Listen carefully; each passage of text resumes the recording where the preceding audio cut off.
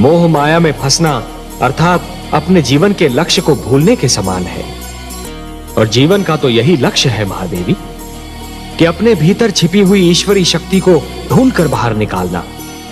जिस प्रकार मरुस्थल की रेत दूर से जल के समान चमकती है, परंतु निकट जाकर ही यह ज्ञात होता है कि वो तो सूखी रेत है, जल नहीं, उसी प्रकार हर मोह निकट से केवल एक भ्रम सिद्ध होता है महादेवी। अपने भीतर छिपे हुए ईश्वर को ढूंढना। मोह तो भ्रमित करता है महादेवी और फिर भटकाता है। फिर वो मोह चाहे धन का हो या संतान का। ईश्वर से प्रेम ही जीवन के उद्धार का कारण होता है। संतोत्सव में होलिका को जलाकर पाप का अंत करने की एक परंपरा बन जाएगी। पाप की होली जलाई जाएगी और यह उत्सव मनाया जाएगा रंग खेलकर, गुलाल उड़ाकर। महादेवी, जिसके मन में खोट नहीं होती वो स्वयं को भी सच्चा समझता है और दूसरों को भी। इतिहास रचा ही इसलिए जाता है महादेवी कि आने वाली पीढ़ियां ये देख सकें कि उनके पहले की पीढ़ियों ने क्या भूल की और वो उस भूल को ना दोहराए। यदि दोहराती हैं तो दंड पाती हैं, दुख झेलती हैं। क्षति पहुंचाने वाले को दंड देना तो बहुत सरल है, पर उसे क्षमा करना बहुत कठिन। और जो क्षति पहुंचाने वाले को क्षमा कर सकता है वो तो पूजनीय है। और अंधकार की शक्तियां केवल किसी और को ही क्षति पहुंचा सकती हैं तो वो उनका भ्रम है। सत्य तो ये है महादेवी कि जो ईश्वर के सच्चे भक्त होते हैं, जो स्वयं ईश्वर पर संपूर्ण विश्वास करते हैं, ये तंत्र मंत्र की शक्तियां उनका बाल भी नहीं बांका कर सकती। इस प्रकार द्वेष और घृणा का मारा व्यक्ति पड़ोसी के घर को जलते हुए देख ये भूल जाता है कि उसी अग्नि की लपटें स्वयं उसका घर भी जला सकती हैं।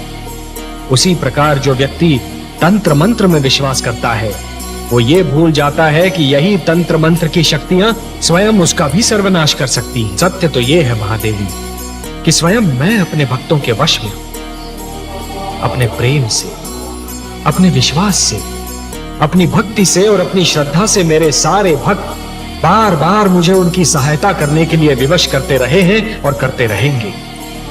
और मुझे अपनी इस विवशता पर कितनी प्रसन्नता होती है इसका मैं क्या वर्णन करूं महादेवी, इसका मैं क्या वर्णन करूं महादेवी।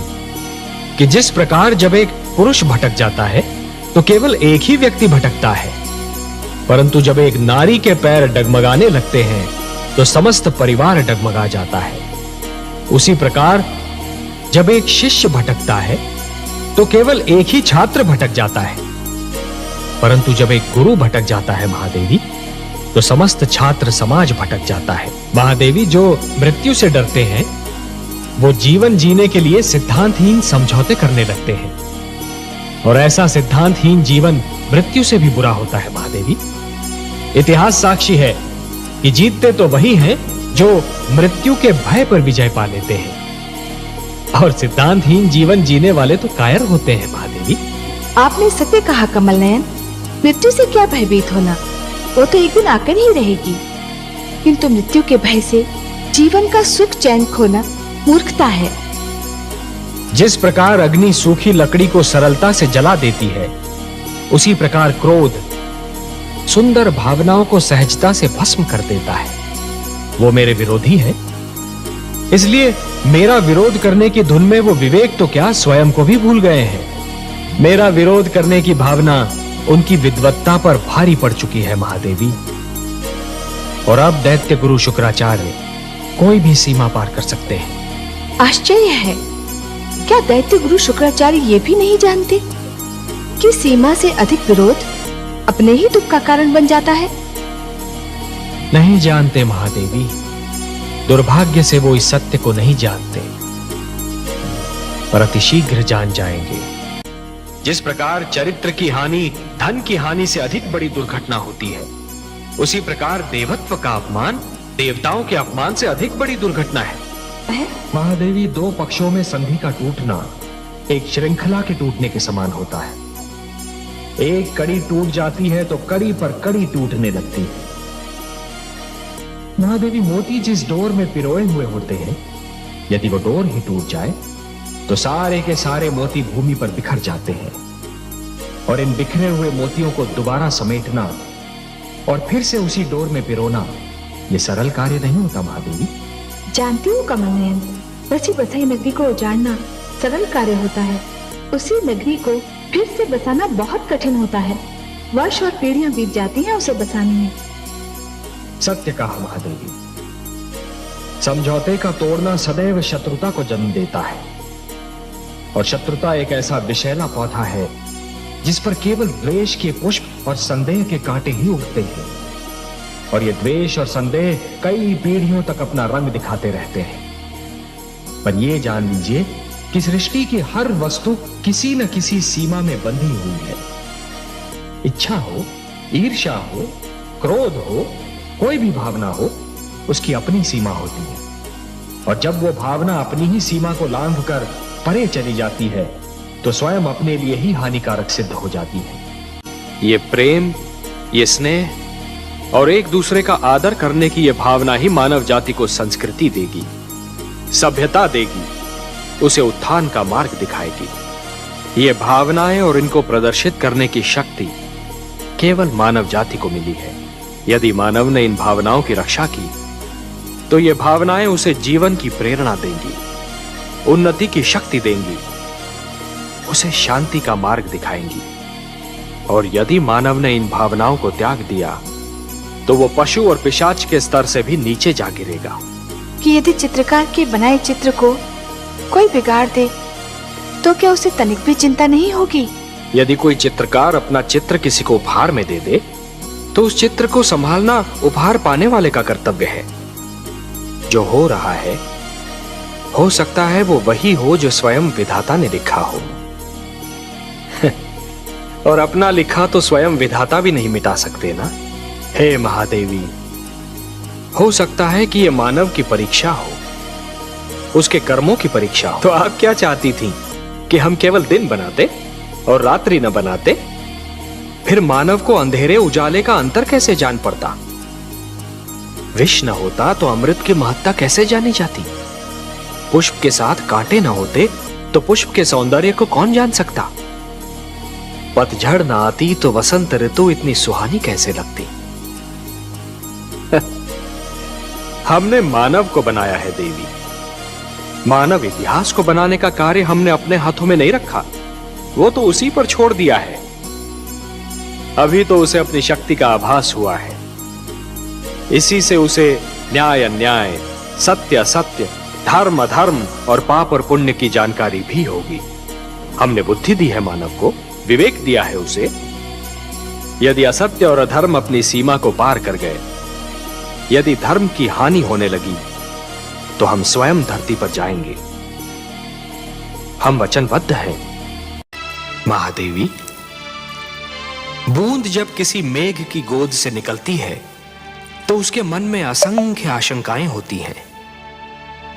सोचती है कि उसका अंत क्या होगा। क्या वो किसी मरुस्थल की सुलगती रेत पर गिरेगी और सूख जाएगी, या किसी सुलगते अंगारे पर गिरेगी और भस्म हो जाएगी, या फिर किसी कांटे पर गिरेगी और उसका शरीर छलनी हो जाएगा? क्या होगा उसका अंत?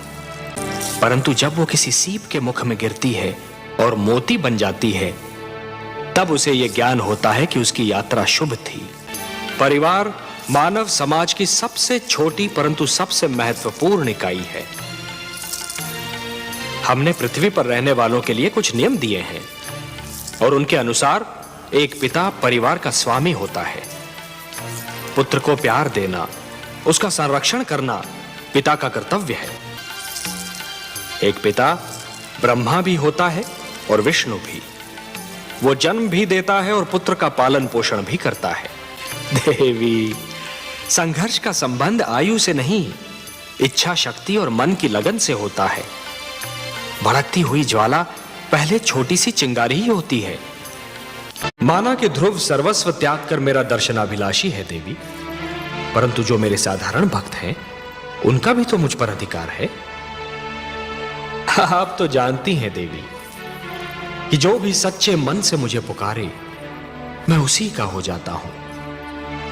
तो फिर यह कैसे संभव है देवी कि मैं अपने असंख्य भक्तों को भूलकर केवल एक बालक को कृतार्थ करूं?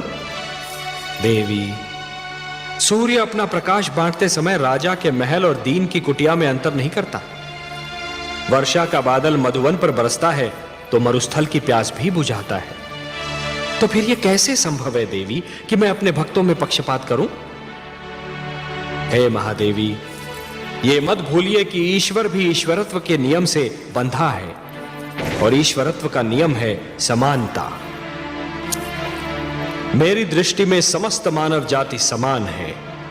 मैं धरती पर जा अवश्य सकता हूं देवी, किंतु समस्त मानव समूह के कल्याण के लिए। महादेवी, जिस प्रकार जब जल माटी को गीला कर देता है तो माटी में से सुंदर अंकुर फूटते हैं, उसी प्रकार जब भक्ति मन को उदार बना देती है तो मन में सुंदर विचारों का जन्म होता है। जिस प्रकार वर्षा फूल पर जमी हुई धूल को धोकर फूल को स्वच्छ और निर्मल बना देती है, उसी प्रकार जब श्रद्धा मन को छूती है तो मन को पवित्र और उज्जवल बना देती है। यदि ऐसी स्थिति बन जाए कि दो परस्पर विरोधी गुटों की लड़ाई में दोनों ही पक्षों के केवल निर्दोष और असहाय तत्व ही अत्याचार और आतंक के लक्ष्य बन जाएं, तो हर उदार मन तड़प उठता है। जिस प्रकार दीपक जिस अंधकार को मिटाता है, वो अंधकार उसी के नीचे जा छुपता है, उसी प्रकार कभी कभी सत्य को असत्य के नीचे और पुण्य को पाप के नीचे ही शरण मिलती है। एक पापी सत्य को संसार से मिटाने की धुन में यह भूल जाता है कि सत्य तो वहां भी पल सकता है जहां कभी उसने सोचा ही न था।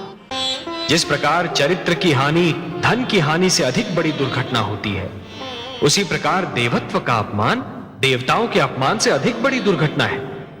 महादेवी, दो पक्षों में संधि का टूटना एक श्रृंखला के टूटने के समान होता है।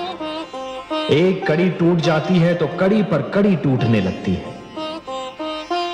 महादेवी, मोती जिस डोर में पिरोए हुए होते हैं, यदि वो डोर ही टूट जाए तो सारे के सारे मोती भूमि पर बिखर जाते हैं। और इन बिखरे हुए मोतियों को दोबारा समेटना और फिर से उसी डोर में पिरोना यह सरल कार्य नहीं होता महादेवी। जानती हूँ कमल नयन, बसी बसाई नगरी को उजाड़ना सरल कार्य होता है, उसी नगरी को फिर से बसाना बहुत कठिन होता है। वर्ष और पीढ़ियां बीत जाती हैं उसे बसाने में। सत्य कहा महादेवी। समझौते का तोड़ना सदैव शत्रुता को जन्म देता है, और शत्रुता एक ऐसा विषैला पौधा है जिस पर केवल द्वेष के पुष्प और संदेह के कांटे ही उगते हैं। और ये द्वेष और संदेह कई पीढ़ियों तक अपना रंग दिखाते रहते हैं। पर यह जान लीजिए कि सृष्टि की हर वस्तु किसी न किसी सीमा में बंधी हुई है। इच्छा हो, ईर्ष्या हो, क्रोध हो, कोई भी भावना हो, उसकी अपनी सीमा होती है। और जब वो भावना अपनी ही सीमा को लांघकर परे चली जाती है तो स्वयं अपने लिए ही हानिकारक सिद्ध हो जाती है।